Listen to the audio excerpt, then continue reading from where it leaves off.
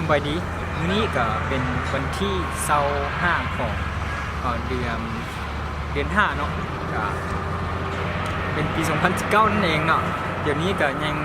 อยู่ในประเทศรัสเซียเนาะอากาศค่อนข้างจะดีหลายเนาะปัจจุบันนี้ในประเทศรัสเซียเนาะ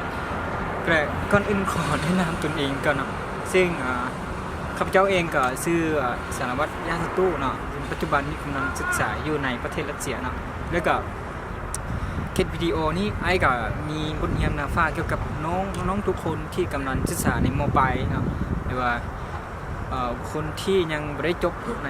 ระดับม.ปลายเถอะแต่เป็นแนวใดนั้นเราลองไปติดตามลงบึงเนาะคือบทฟิสิกส์มื้อนี้ก็จะเป็นบทเสียงเก่งเนาะคือปีผ่านมาคือเป็นบทเสียงเก่งทุกประเทศเราเองท่านมีบนใดที่ยังไม่ได้เข้าใจชัดเจนแล้วก็คอมเมนต์มาหาไอ้ได้เนาะหรือว่าสามารถติดต่อมาได้เนาะคันมีเวลาก็สิช่วยอธิบายเติมแล้วก็บทที่ไอ้แกนี่ไอ้เชื่อมั่นว่ามีบางข้อเนาะไอ้ก็คิดว่ามันค่อนข้างสิยากเนาะแล้วก็มันข้อมันก็สิ่งง่ายที่สุดแต่ว่าถึงจะเป็นแนวใดนั้นก็ให้ทุกคนลงไปติดตามลงบึ้งหรือว่ามีบนใดที่แบบไอ้ยังแก้ผิดพลาดก็ต้องเป็นบทเรียนให้ทุกคนเนาะแล้วก็มีบนใดที่ว่าถือว่ายังไม่ได้ชัดเจนถือกับทุกคนก็สามารถเป็นเจ้ากันเองได้เนาะแล้วก็คือไอ้เว้าหลายๆครั้งที่นักเรียนเนาะคือทุกเมื่อใดไอ้ที่เฮ็ดวิดีโอไปนะจะมีนักเรียนที่แบบมาถามเป็นอย่างไอ้จึงเข้าใจเลยเก๋ได้จังไหนวะเพื่อนคันถามจังซี่ฮะเห็นแล้วเก๋ได้จังไหนอันนี้ก็เป็นปัญหาของไทยของเราไอ้ก็บ่ทราบชื่อว่าแต่ว่าสำคัญที่สุดก็คือต้องเก๋ตัวง่ายๆก่อนนะต้องเข้าใจตัวง่ายๆก่อนถึงไปหาตัวยากนะก็คือสรุปก็คือต้องเข้าใจตัวง่ายที่สุดก็คือง่ายที่สุดนั้นก็คือจะนิยามสู้แล้วก็บทจบที่ง่ายที่สุดก่อนนะจึงเข้าไปกับตัวที่แบบรู้สึกว่ามันยากหรือว่าเป็นระดับเสียงเก่งๆคือมีบางน้องหรือบางคนเนาะอันนี้ตัวอย่างแบบยังหาก็เรียนม.5 จังซี่แล้วก็สิไปเกมบทเสียงเก่งระดับม.7จึงมันก็เป็นไปหมดได้อยู่แล้วมันก็เป็นไปหมดได้เพราะว่าบทเรียนที่เขาเจ้าเสียงม.7นั้นทางที่ตนเองยังไม่ได้เรียนมันต่อแล้วตนเองก็ยังบ่รู้ว่าบทเรียนนั้นมันพลาดได้หรือว่ามันจะเว้าเกี่ยวกับหยังอันนี้เป็นปัญหาหนึ่งที่แบบน้องๆทุกคนที่แบบคิดว่าเขาอยู่ในระดับนี้เขาไปศึกษาในระดับนั้นก็ได้แต่ว่าต้องถามตนเองว่าแบบตนเองแบบมีพื้นฐานบ่พลาดที่เขาสิไปเกนั่นน่ะให้ตนเองได้บ่อันนี้เป็นปัญหานะแล้วก็สันคำแบบไอ้ให้แบบถึงว่าเขาสิเกมบ่ได้บ่ถึงในเก่งของเจ้าก็ตามแต่ว่าเขายังเรียนบ่ทันฮอดมันตัวอันนี้เป็นปัญหาที่แบบต้องถามตนเองนะแล้วก็สุดท้ายนี้ก็ไอ้ก็ต้องฝากตัวนี้เป็นแบบคติเตือนใจหรือว่าเป็นกำลังใจให้น้องๆทุกคนที่แบบที่เสพหาไอ้ว่าไอ้บ่เข้าใจเนาะหรือว่าประมาณนี้เนาะแต่ว่าไอ้เชื่อมั่นว่าคนน้องยังบ่ได้ฮอดม.7หรือว่าคนน้องยังบ่ได้ศึกษาบทเรียนตัวนั้นน้องจึงบ่ได้เนาะสุดท้ายก็ต้องฝากเข้าใจให้น้องๆทุกคนที่เพิ่นเสพมาหาแล้วก็ต้องเข้าใจไปก่อนนะสุดท้ายโอกา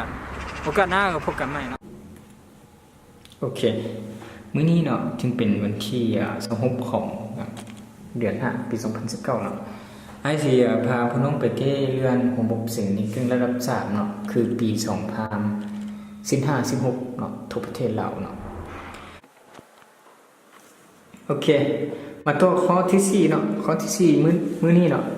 ข้อที่4ของระบบเสียงในเก่งทั่วประเทศลาวปีเดียวกันนะข้อที่4ตัวนี้เนาะมันเขาจะมีหูให้เฮาเนาะเขาจะมีหูแล้วก็จะมี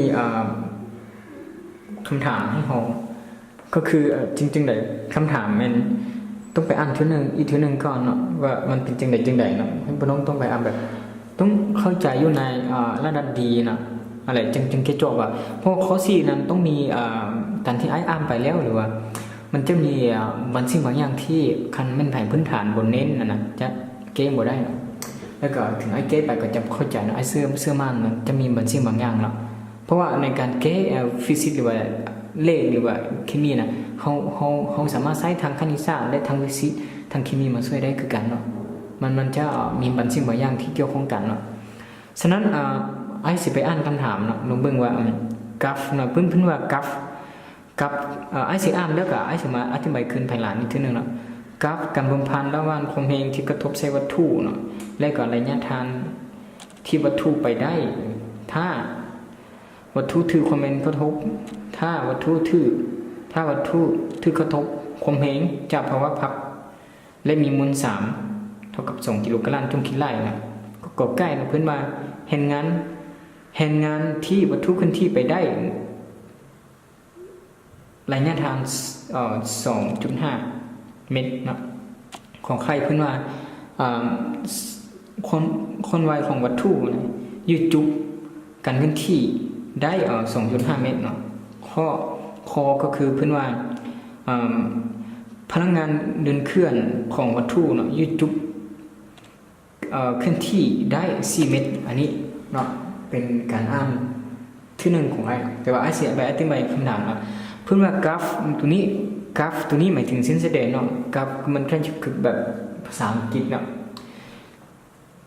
กราฟตัวนี้จะเป็นเส้นแสดงตัวนี้นะแล้วก็กราฟตัวนี้เพิ่นบ่งบอกถึงว่าเป็นการบ่งผ่านระหว่างความแรงเนาะความแรงอันนี้เพิ่นจะหมายว่าความแรงคือนิวตันเนาะอันนี้แล้วก็ระยะทางตัวนี้จะเป็น s ตัวนี้แต่ปัญหาที่ไอ้ยันเน้นน่ะพน้องต้องเข้าใจว่าท่าอันนี้น่ะเพิ่นว่าท่าอะไรใดเพิ่นน่ะท่าวัตถุถือกระทบความแรงจากภาวะพับนี่หมายถึงว่าเงื่อนไขพน้องต้องเข้าใจว่าวัตถุที่ถือกระทบความแรงจากภาวะพับนี่แสดงว่ามันต้องเลื่อนจะศูนย์มันต้องเลื่อนจะศูนย์ภาวะพัดหมายถึงภาวะเท่าศูนย์นั่นแหละพัดหมายถึงภาวะพัดตัวนี้หมายถึงว่าภาวะเท่าศูนย์นั่นแหละความเห็นเท่าศูนย์มันเลื่อนจากตัวนี้นะแต่พวกน้องต้องเข้าใจว่าในความเป็นเท่าศูนย์อยู่ในภาพนี้นะมันเป็นการแบบค่าของเราถึงความเล่นจะเป็นการความเล่นของค่าเลยนะถ้าความเล่นของค่าคนวัยทุกจุดจะเท่ากันเนาะคนวัยทุกจุดจะเท่ากันตัวนี้เป็นไอ้เสนอไปก่อนเนาะแต่พื้นว่ามีมวลสารเนาะวัตถุก้อนนี้นะคือมีมวลสารนั่นแหละเพราะมันจะขึ้นที่เป็นจังซี่นะพอเพิ่นว่าถึงการที่มีเส้นขึ้นที่ลงมาจังซี่ทันทีมันจะขึ้นที่มาจังซี่แล้วก็ลงมาจังซี่แล้วก็ลงมาจังซี่นะมาได้จังซี่ลงมาจังซี่นะแล้วก็ใกล้เหมือนนี้นะเพื่อนให้เสาหามเห็นงานเนาะเขาต้องรู้ว่าสัญลักษณ์เห็นงานเป็นอย่างเนาะเห็นงานที่วัตถุขึ้นที่ไปได้เนาะ2.5 นี่ 2.5 มันต้องอยู่จุดนี้เป็นตัว 2.5 มันต้องอยู่จุดนี้คือขึ้นที่มาเต้นี่มาลงมาจากสี่ห่อจุดนี้อันนี้เป็น0.1 2เพราะอันนี้เป็นระยะทางใน 2.5 ต้องอยู่จุดนี้แล้วเพื่อนต้องการเสาหาเห็นงานที่เกิดขึ้นอยู่ในโซนนี้มีค่ากับเท่าไหร่และต่อมาเนาะคือเขาขอเนาะเพื่อนแบบคนวัยของวัตถุเนาะเมื่อคนวัยของวัตถุยุดจุดที่ขึ้นที่ไปได้เนาะ 2.5 ฉะนั้นเพื่อนต้องการสหาคนวัยยุดจุดนี่แหละยุดจุด2.5 จะมีคนวัยเท่ากับเท่าใดนะแบบนี้ต่อมาอีกเพื่อนว่าให้สหาแบบเห็นงานเนาะก็คือเห็นงานพลังงานเพื่อนให้สหาพลังงานเนาะพลังงานเดินเคลื่อนของวัตถุเนาะพลังงานเดินเคลื่อนของวัตถุอยู่จุดวัตถุขึ้นที่ไปได้4 เมตรแสดงมาสหาพลังงานเดินเคลื่อนจุดนี้เนาะในย่านนี้ตัวเลข4เนี่ยนะอันนี้เป็นเงื่อนไขที่เขาเนาะเป็นเงื่อนไขที่ผมเอาวันนี้เขาสิไปเก็บจังได้กว่านี้คือไอ้บอกคนนั้นไปก่อนในทุกวันสิที่หู้ไว้เด็ดวันนี้ทุกวันสิหู้อันนี้เป็นสิ่งแสดงที่เพื่อนให้มาไอ้ต้องวันสิหู้ก่อนนะตัวนี้ขอบีก่อนไอ้ต้องวันสิหู้วันนี้สิ่งที่ของไอ้ก็คือพน้องก็ต้องทำความเข้าใจไปนั้นเนาะคันมันภายที่แบบบ่เข้าใจไงนะไอ้เขียนมาหู้ว่าเนาะนี่สิจึงได้ทำอีกเนาะอันนี้เขาหู้อะไรข้อมูลตัวในสิ่งแสดงตัวนี้นะเขาไม่ต้องไปสนใจอย่างไรเขาหู้แล้วตัวนี้นะปัญหาก็คือเขาหู้ก็คือมวลสารก็คือ2 กิโลกรัมนี่ต่อมาเนาะแล้วก็เขามีสิ่งแสดงตัวนี้เป็นต่อแล้วขอไก่เนี่ยขอไก่พื้นฐานมาจากไหนขอไก่พื้นฐานก็คือเมื่อ s ตัวนี้เท่ากับ 2.5 ว่ะ2.5 พลังงานเด้แรงงานนี่แรงงานนี่แรงงานสัญญาณดัดด้วยตัว W เนาะแรงงานนะแรงงานตั้งแต่ไอ้สมัยให้ S1 ซะ S1 ซะก็แล้วแต่ภายสมัยนะคือแรงงานจุดตรงนี้มีค่าเท่ากับเท่าใดก็แล้วแต่สมัยมันบ่ได้ผิดกฎอย่างหรอกตัวนี้ แล้วก็ขอไข่ได้ไหมเนี่ยขอไข่เพิ่นต้องการยังแบบนี้นะขอไข่มันเพิ่นว่าเมื่อ s นะ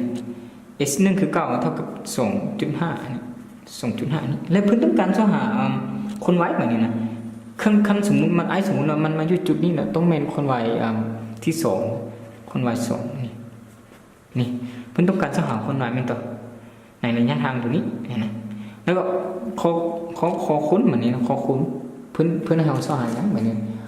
ขอตัวนี้เพิ่นให้เฮาเมื่อ i(x หมาย x 2เท่ากับ4เมตรนี่และเพิ่นอยากให้เฮาสหาพลังงานดึงเคลื่อนแสดงว่า ek หรือ ec ก็ได้นะนี่อันนี้เป็นเงื่อนไขที่เฮาฮู้เลยอันนี้เป็นเงื่อนไขนะ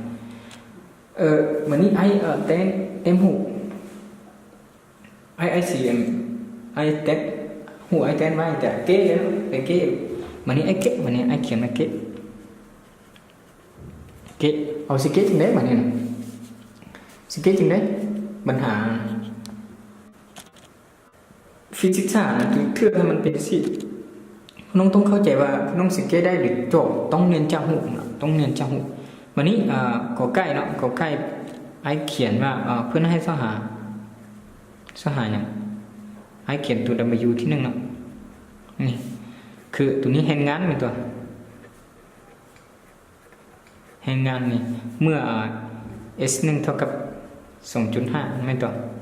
2.5 ก็คือ S ตัวนี้หมายถึง S ของระยะทางอะไรนี่ไม่ตัว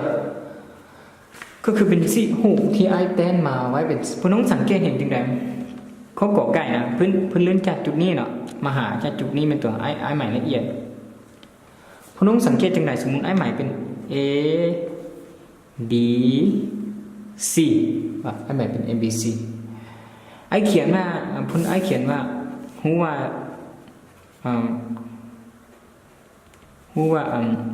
หู A B C เป็นหูอย่างหูคันหมูนี่ตัว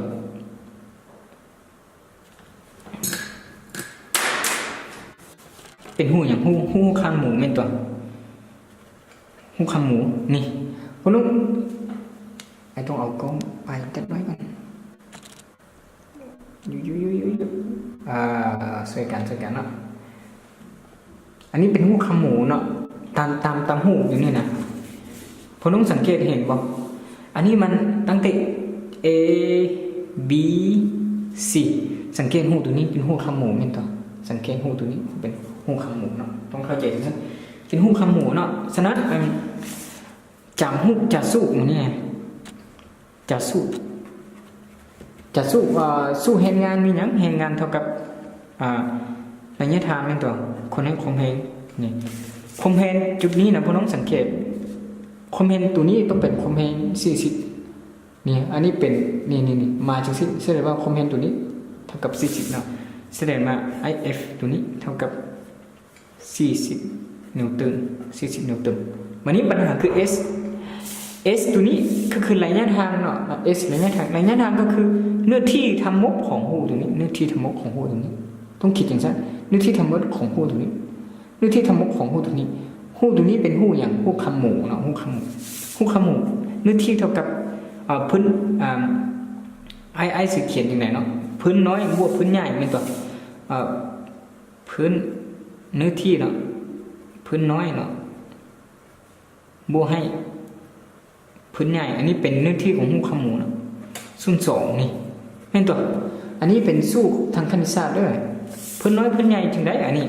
สมมติอันนี้อันนี้เป็นพื้นไอเป็น S ใส่เป็น S ขี้ซะนี่อันนี้ตั้งแต่จุดนี้มาหาจุดนี้นะพื้นไอใส่พื้นจับว่าพื้นใหญ่เนาะตั้งแต่จุดนี้มาจุดนี้คือไอสิว่า S ส่งขี้เข้าใจว่าจังสิพื้นน้อยเป็นตัวนี้นะพื้นน้อยเป็นตัวนี้พื้นใหญ่เป็นตัวนี้นี่แสดงว่าจากหูตัวนี้พี่น้องสังเกตเห็นได้ใจอันนี้พื้นน้อยลงมาพอจังสิแสดงว่าพื้นน้อยเท่ากับเฮาเทียบระยะทางนะเฮาเทียบใส่สิ้นแสดงตัวนี้นะแสดง S ขี้1เท่ากับ1เป็นตัว S ขี้1มันส่งนี้หาส่งนี้เป็นตัวแสดงว่าเท่ากับ1เนาะแต่ว่า S ส่งขี้มันตั้งแต่จุดนี้หาจุดนี้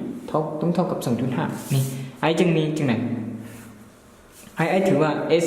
1ขีดเท่ากับ s 1ขีดเป็นพื้นน้อยนะมันตัวไอขึ้นไปเท่ากับ1เมตรนี่ s 2ขีดเท่ากับ 2.5 เมตรแม่นไทยบ่เข้าใจไอว่าไอเสียแต่ใหม่คืนนี้ที่1ละอันนี้เป็นพื้นน้อยเนาะอันนี้เป็นพื้นใหญ่เนาะคือเป็นอย่าง s 1ขีดเท่ากับ1เพราะว่าเฮาใส่ลงมาปึ๊บจังซี่เฮาเทียบใส่จุดนี้มันมาฮอนี่ s 1ขีดอ่ะแล้ว s 2ขีดมันมาฮอจุดนี้พื้นใหญ่ดิแม่นตัวตั้งแต่จุดนี้ไปหาจุดนี้แสดงมันต้องเท่ากับ2นะฉะนั้นไอจึงได้อย่างมานี่ไอทางฟิสิกส์น่ะถ้าเป็นรูปเป็นจังซี่น่ะใช้ทางคณิตศาสตร์มาแก้ก็ได้ฉะนั้นไอจึงได้อย่างไอต้องเอาบิดก่อนไอจะได้สูตรของไอตัวนี้ก็คือเป็นจังซี่นะนี่ไอจึงได้ w ของไอก็คือ s ตัวนี้เท่ากับตัวนี้เนาะแสดงว่าไอจึงได้ s 1ขีดบวก s 2ขีดส่วนให้2คูณ f นี่กระแทงข้ามเห็นเลยอย่างนั้นวันนี้นะกระแทงข้ามเข้าไป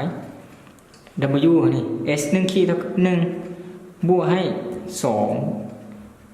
2.5 นี่ส่วน2อันนี้นะอันนี้ส่วน2เป็นต่อแล้วก็คูณให้40นี่คูณให้40คูณให้40วันนี้พอน้องกินไล่มาไอ้เสียเอาตรงนี้ออกก่อนซะเพื่อว่ามันบ่เห็นเจนเลยก็ไล่มันเห็นแล้วไล่พอน้องกินไล่เลขตัวนี้มาน้องกินไล่เลขตัวนี้มาก่อนการคิดไล่เลขตัวนี้ออกมาทันได้70นะคันไอ้คิดไล่หมดผิดอันนี้จะเป็นขั้นตอนของข้อนี้เลยนะข้อขอไก่เนาะเป็น70นะ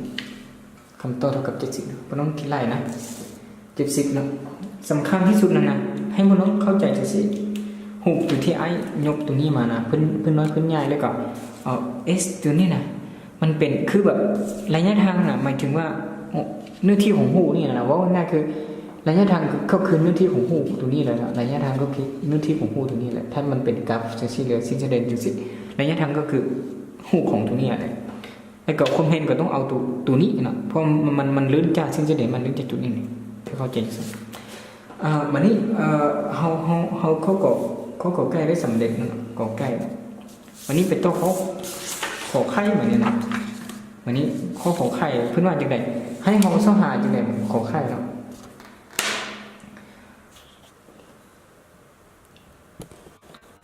ขอไข่เป็นจัดหน่อยกันเนอะไอเป็นกองกันนี่ขอไข่เป็นตัวเพื่อนให้เขาเสาหาคนวายเป็นตัวคนวายอยู่จุดใดอยู่จุดนี้เป็นตัวอยู่จุดนี้คนวายอยู่จุดนี้มันขึ้นที่จากจุดนี้มาหาจุดนี้แล้วเพื่อนการเสาหาคนวายอยู่จุดนี้นะก็คือมันมีหลายวิธีสอบแต่ก็แล้วแต่ว่าพน้องสิมาถึงไหนแต่ไอ้สังเกตตามที่ไอ้คิดว่ามันง่ายสุดนะวันนี้วิธีที่การจะสอบหาความหมายก็คือใช้แบบหลักเกณฑ์ง่ายๆเลยเนาะใช้แบบหลักการง่ายๆก็คือแบบน้องสังเกตหูตรงนี้เนาะคือขอไข่ขอไข่เนาะสอบหาไอ้เขียนว่า v2นี่ v2 เนาะสหา v2 ก็คืออยู่จุด4เนาะนี่หมายเป็นจุด4คนไว้อยู่จุด4นี่เป็นคนไว้จุด4ใช้สู้จึงได้ว่าเนี่ยนะก็คือไอ้มันมีหลายสู้ได้มันมีหลายวิธีกันก็แล้วแต่ว่าอาจารย์สอนพวกน้องแนวใดด้วยพวกน้องสเก็ตจึงได้ก็ได้แต่ใช้สู้ตัวนี้ก็ได้จะสู้ตัวนี้นะจะสู้ตัว WF นี้เท่ากับตัวนี้นี่มันใช้ตัวนี้เหมือนนี้นะเอาเหมือนนี้ตัวนี้สิเฮ็ดจังได๋เหมือนนี้นะก็คือตัวนี้เป็นแห่งงามทำมุบของที่ห้องสอบอันนี้เป็นแห่งงานทำมุบนะแห่งงานทำมุบแสดงว่าเดลต้า E ตัวนี้เท่ากับ1/2ของ v กำลัง2ลบให้1/2ของ v นี่อันนี้แต่ว่าเงื่อนไขของหูก็คือ v 1 เท่า0 v 1 เท่า0แสดงว่าไอ้จึงมี f อันนี้ความหมายก็คือ wf นี่หมายถึงว่าแห่งงานรวมเนาะก็คือเท่ากับ1/2ของ v v กำลังสองนี่เขาต้องการ v กำลังสองเป็นตัวแห่งงานรวมตัวนี้แม่นจากเขาก่อใกล้เลยเนาะห้องสหาได้ดิแห่งงาน f ตัวนี้จะเท่ากับแห่งงานที่เกิดขึ้นเนาะแห่งงานที่เกิดขึ้นอยู่ในทันมุกของระยะทางตัวที่เราสร้างได้อะไรคือเท่ากับ70ยูมนี่แสดงว่าประเทศเขาเหมือนอย่างสิ่งอย่างนี้ก็คือ70นี่เท่ากับ1/2นี่มูลสารก็คือ2นี่คนใน v กำลัง2นั่นต่อแสดงว่าไอ้2นี่ขับกันไปแสดง v กำลัง2จะเท่ากับ5/2ของ70นี่5/2ถอน5ได้เท่าไหร่แบบนี้นะถอน5ได้เป็ดจุกไปเนาะเป็ดจุก36ประมาณนี้เนาะเท่ากับอันนี้ก็ถือว่าไอ้จะให้คำตอบก็คือ 3.6 เมตรต่อวินาทีนี่อันนี้จะเป็นคำตอบของขอไข่นะเพราะน้องว่ามันง่ายกว่าไอ้ว่ามันสำหรับไอ้แล้วมันบ่ได้ง่ายนะเพราะว่าคันคนที่กระเจ้ายังบ่ได้เก่งแค่นั้นมันยากอีหลีนะไอ้ว่าคงจริงอันนี้มันยากเลยสำหรับไอ้แล้วก็ยังยากนะไอ้ว่าคงจริงคำนั้นไปปึ๊ดเป็ดจุดที่ไปเก้เลยนะสำคัญมันมีวิธีหนึ่งนะที่ใช้ก่อกลางพื้นที่มาเก้ได้กันนะข้อนี้นะมันบ่ไม่งานจริงมีแต่วิธีเดียวพวกเลขข้อนึงจะมีหลายวิธีเก้นะแต่ว่าใช้ตัวนี้ก็ได้นะเพราะว่าเขาถือว่ามันมีการเปลี่ยนแปลงแล้วก็แก้จังซี่มันก็ออกคือกันแต่มานี่ข้อนี่ปัญหาคือข้อนี้อันนี้พี่น้องเข้าใจว่ามันนี่ข้อนี้เพิ่นให้จังได๋มื้อนี้ข้อนี้เพิ่นให้สหาจังได๋สหาคนใบเนาะเพิ่นว่าบ่แม่นเนาะสหาพลังงานนี่พลังงานเดินเคลื่อนนี่เมื่ออันนี้ไอ้เขียนว่าพลังงานเดินเคลื่อนก็เนาะพลังงานเดินเคลื่อนไม่ต่อพลังงานเดินเคลื่อนเนาะโอ้ต้องขอมายอมครับเลยว่าไอ้ไม่เรียนเภสัชส่วนใหญ่ผู้ที่ไม่เรียนเภสัชมันสิขี้ไล่หมดคือบ่ต้องไปห้องหมอเนาะจะเห็นพวกในหมอเจ้าเขียนตัวหนังสือให้บ่ต้องก็อ่านบ่ออกแม่นต่อพลังงานเดินเคลื่อนเนาะเมื่อวัตถุเนาะวัตถุขึ้นที่ S เท่ากับซีเมนต์นี่ S เท่ากับซีเมนต์อันนี้จบเพิ่นว่าให้เฮาก็คือ F2 นะใหม่ S2 เท่ากับซีเมนต์อยู่จุดนี้นะเพิ่นต้องการเฮาสหานะนี่อยู่จุดนี้นั่นน่ะแต่ว่าพวกน้องอย่าลืมได้เมื่อกี้นี้ไอ้บอกพวกน้องไปก่อนนะอย่าลืมอีหลีนะเสียว่าจุดมาไปนี่เอาคำถามให้เบิ่งอีกทีนึงเอาคำถามเบิ่งทีนึงเพราะว่าเป็นยังไงนี่เพิ่นว่าถ้านี่เนี่ยถ้าวัตถุถูกกระทบความแรงจากภาวะพัด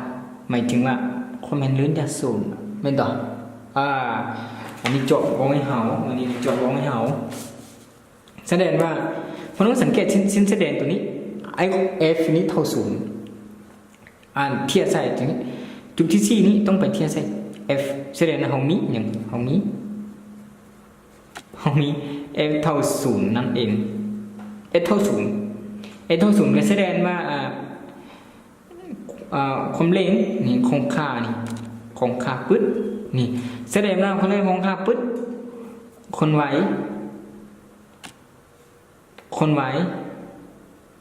จะเป็นเท่าไหร่ความเร็วคงค่าเนาะคนไหวจะอันนี้จะเป็นการเคลื่อนที่เลยคนไหวอยู่ตัวนี้นะคนไหวอยู่เป็นจังซี่น่ะคนไหวทุกต้องเท่ากันหมดเลยอันนี้พน้องผมคันพื้นฐานอยู่ในกับมาห้องจุดนี้เป็นปัญหาเลยเพราะว่าคันเทสไปวิธีไอ้เนี่ยนะแต่ว่ามีวิธีนึงที่แบบเราคงใช้พวกนี่อย่างกับกูเกณฑ์ของท่านเติร์นนะเพิ่งแก้ได้เนาะมีวิธีนึงที่แบบเราต้องใช้พวกนิยามตัวนี้มาว่าใช่เลยว่าจังซี่ในกรณีเป็นสิ่งนะความหมายก็คือแบบ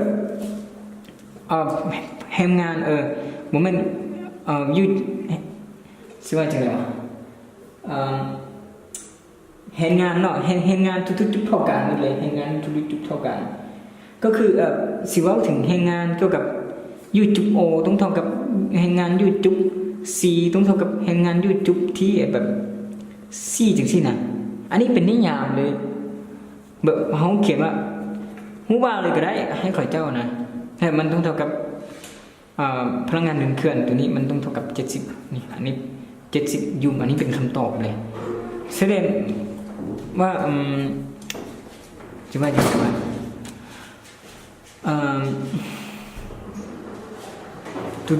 ตัวนี้ไอ้ใหม่ผิดนะตัวนี้เป็นเลซี่นะตัวนี้เป็นเลซี่แสดงว่าคำตอบของไอ้ก็คือเท่ากับแห่งงานที่เมื่อวัตถุขึ้นที่ไปได้ใน4 เมตรเนี่ยนะต้องเท่ากับ70ยูมเลยอันนี้เป็น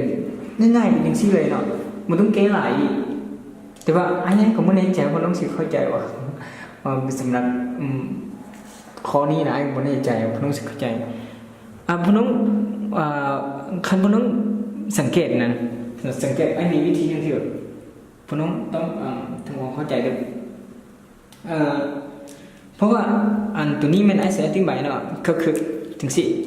ไอ้อธิบายเจนี่พน้องสังเกตสูตรตัวนี้สูตรเมื่อกี้เขียนอันนี้เดลต้า E มันตัวเท่ากับตัวนี้แต่ว่าพอน้องสังเกตเห็นงานตัวนี้เห็นงานทั้งหมดต้องเท่ากับคงเป็นคนให้ S นี่แต่เมื่อ S เท่า0มันนี่ S เท่า0เพราะว่า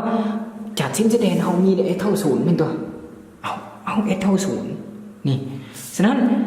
S ของเราเท่า0ก็แสดงว่าอันนี้คูณ0เป็นตัวระยะทางคูณ0มันก็ต้องออก0อยู่แล้วแสดงว่าเขาสังเกตจุดนี้มันต้องออกแบบคันจุดนี้นะคันพน้องคิดว่าเขาสร้างจุดนี้มันต้องคูณกับคอมเพลงตัวนี้เป็นตัวแล้วมันต้องเท่า0มันแสดงว่ามันแต่ว่าจุดนี้เขาแต่การที่สิเทียได้จากเส้นเขาต้องเทียใส่จุดสิ้นแสดงตัวนี้ได้โมเมนต์ไปเทียจุดนี้บ่ได้